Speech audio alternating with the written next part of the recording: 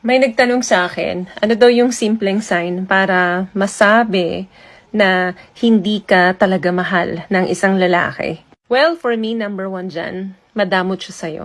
Kapag ang lalaki hindi willing mag-spend ng money sa'yo, sign na yan, mararamdaman mo yan eh. Oo, alam ko ang pagmamahal, hindi naman na-measured ng pera yan. Pero yung lack of generosity is indicate na yan eh, nang wala siyang deeper love para sa'yo. Emotional investment ang tawag doon. Yung ramdam mo, ang kurikuripot niya sa'yo, ang damot-damot niya sa'yo.